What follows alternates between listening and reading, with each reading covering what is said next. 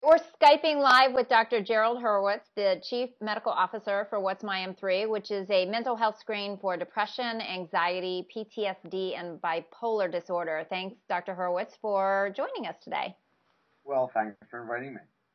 I want to talk a little bit today about a recent survey among young adults 18 to 29, and it basically talked about that a large percentage of them were either depressed or anxious. Can you tell us a little bit about this survey and what it means? Well, this was, not a strict scientifically conducted uh, test or measure of mental illness, let's say, but as you say, just a survey of complaints or troubles or worries that are on the minds of college students. And what it did bring to light is that, in fact, college-age kids are prone to their significant share of anxiety and mood problems.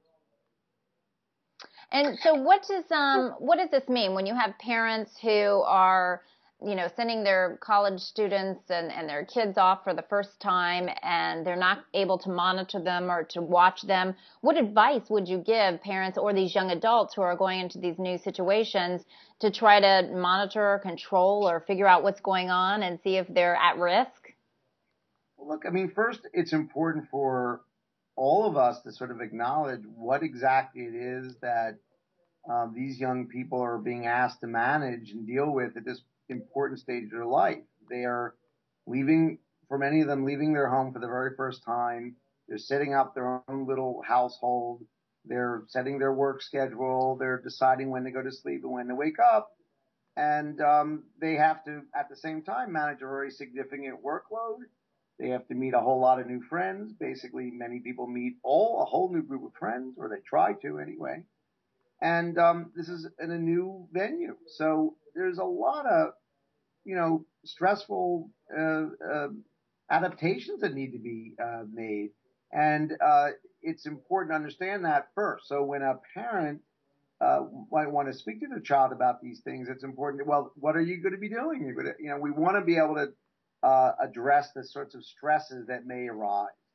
Now, it turns out that this age, when most kids go away to school in late teen years, also is a time when, in terms of brain development, there's a higher likelihood of having anxiety or mood symptoms or even things like schizophrenia. The brain has stopped most of its growth by the age of about 18. There's a little more that goes on, but it's not getting larger. And so the brain has to make its own change and transition to more of a steady state of growth. And it seems on account of that transition, um, in many cases, not in every case, but that may be the reason there is a slight overabundance of anxiety and mood symptoms at this age. Okay, so from time to time, a lot of people feel anxious or maybe a little depressed, but how do you know when it's a problem? Well, as you say, anxiety, low mood, feeling discouraged, feeling guilty about things. These are all sort of normal feelings, and in and of themselves, they don't represent illness. Um, Anxiety is, for example, something that can be very helpful in small doses before a test. People who are not anxious enough before a test often don't give it their best effort. So, yeah, anxiety can be normal and not a reflection of an illness. However, when the symptom or the a feeling, in this case, let's say anxiety, feeling low self-esteem, and certainly things like not sleeping very well, when these things start to interfere with functioning, then you need to really be concerned that this reflects some real illness that the person may be suffering from. And one way to tell is to sort of measure it by asking specific questions for someone in a screen like the M3.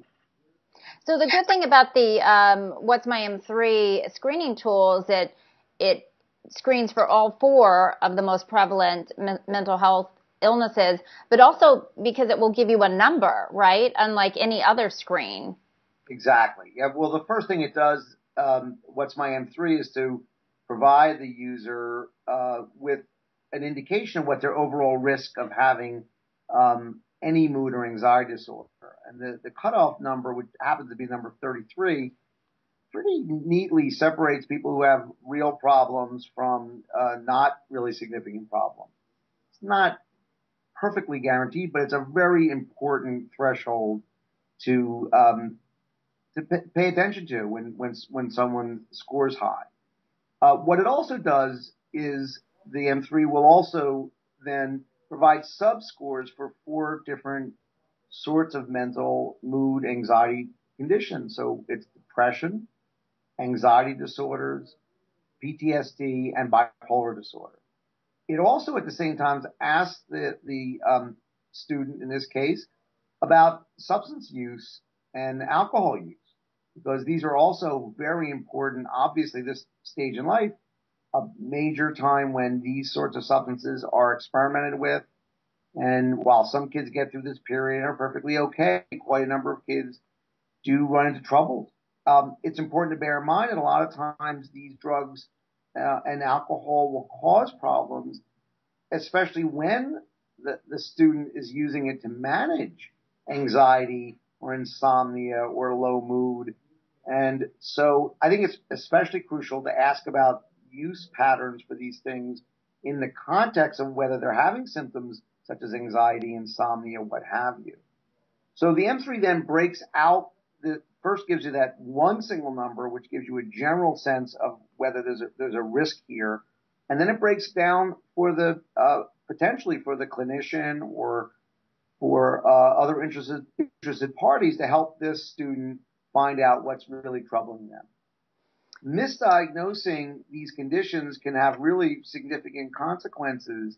Depression, which tends to be the sort of most well-known of the mood and psychiatric illnesses, is about 8% of the population, the general adult population. Anxiety disorders as a class, not just one condition, but as a class, take up to 18% of people in a given year.